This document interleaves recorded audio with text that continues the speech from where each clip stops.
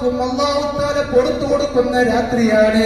എല്ലാവർക്കും അല്ലാഹു തആല ദുആ സ്വീകരിച്ചുകൊണ്ട് പ്രാർത്ഥന കബൂൽ ചെയ്തുകൊണ്ട് പുറത്തു കൊടുക്കുന്ന രാത്രിയാണ് വിശുദ്ധമായ ശഅബാനിന്റെ 15-ാം രാത്രി. പക്ഷേ ചില വിഭാഗം ആളുകളുണ്ട്, ചില മനുഷ്യരുണ്ട്, അവർക്കല്ല പുറത്തു കൊടുക്കൂല കേട്ടോ. അവർ ഈ വിഭാഗത്തിൽ നിന്ന് അല്ല പുറത്തു കൊടുക്കുന്ന കൂട്ടരിൽ നിന്ന് അവർ പുറത്താണ്. ആരാണെന്ന് അവർ അറിയുമോ? ഇന്നാലി മുശ്രിക്കീൻ, അല്ലാഹുവിനെ ശിർക്ക് വെച്ചുകൊണ്ട് മുശ്രിക്കായി നടന്നവനാണ് ഒന്നാമതായി പറഞ്ഞത്. രണ്ടാമത് പറഞ്ഞത് വമുശാഹിൻ, പിണങ്ങി നിൽക്കുന്നവനാണ്.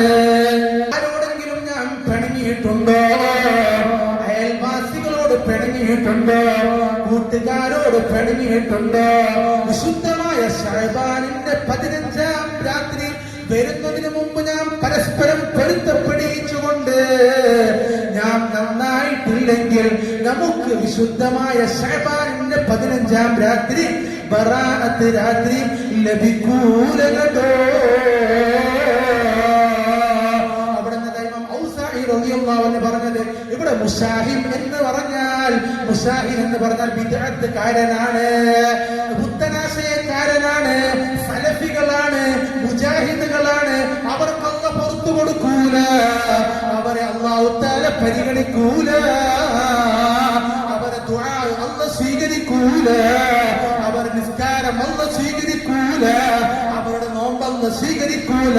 വിശുദ്ധമായ ശഅബാനിന്റെ 15-ാം രാത്രി നിന്നിക്കളയുന്നവരാണ്, നിസ്സാരമാക്കി കളയുന്നവരാണ് ഈ മുജാഹിദ് പ്രസ്ഥാനം, ഈ പുത്തനാശയക്കാർ, ഈ ബിദഅകൾ. വിശുദ്ധമായ ശഅബാനിന്റെ 15 ബറാഅത്ത് രാത്രിക്ക് പവറില്ല, മഹത്വമില്ല, സ്ഥാനമില്ല എന്ന് പറഞ്ഞ് അതാ കുപ്രചരണം നടത്തുന്നവരാണ്.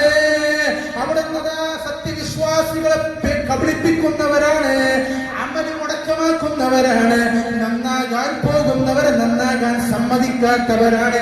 അവർ അവരുടെ ബിദ്അത്തിന്റെ ആശയത്തിൽ നിന്ന്, അവരുടെ ബിദ്അത്തിന്റെ ആ ആശയാദർശത്തിൽ നിന്ന് അവർ മാറി നിന്നിട്ടില്ലേ? അവൻ അഹ്ലു സുന്നത്തി വൽ ജമാഅത്തിലേക്ക് കടന്നു വന്നിട്ടില്ലേ? എന്നാൽ ശഅബാനിന്റെ രാത്രി അല്ലാഹു പുറത്തു കൊടുക്കൂല കേട്ടോ. അല്ലാഹു പുറത്തു കൊടുക്കൂല. അതാണ് പറഞ്ഞത് മുശാഹിൻ. പിന്നെ പറയുന്നത് വഖാതിഉർ റഹിം, കുടുംബബന്ധം മുറിച്ചവനാണ്. കുടുംബബന്ധം മുറിച്ചവനുണ്ട്.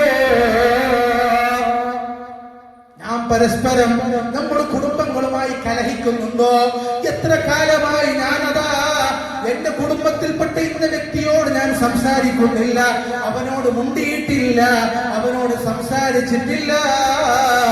അങ്ങനെയുണ്ടെങ്കിൽ ഞാൻ വിശുദ്ധമായ ശഅബാനിന്റെ 15-ാം രാത്രി വരുന്നതിന് മുമ്പ് പൊരുത്തപ്പെടിച്ചുകൊണ്ട് ഞാൻ അങ്ങോട്ട് പോയി, നമ്മളതാ പൊരുത്തപ്പെടിച്ച് പൊരുത്തം ചോദിച്ച് ഞാൻ നേരെയാകേണ്ടതുണ്ട്, ഞാൻ അതാ നന്നാകേണ്ടതുണ്ട്.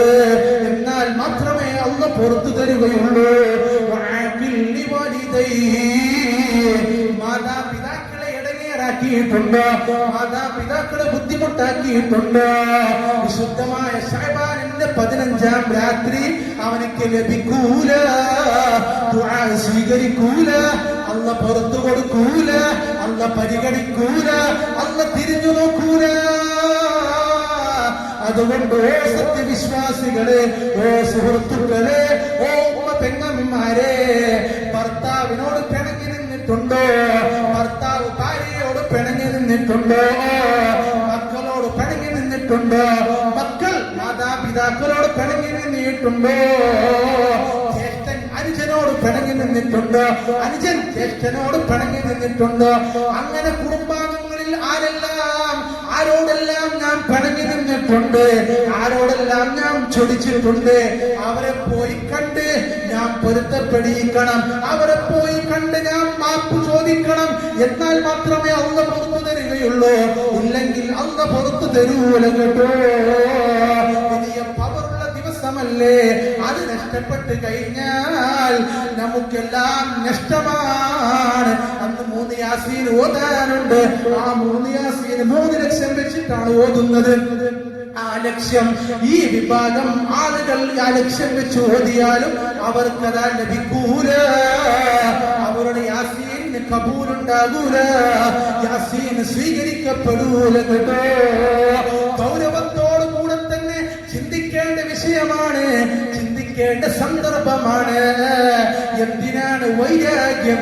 4 ദിവസത്തെ ദുനിയാവിൽ എന്തിനാണ് വൈരാഗ്യം?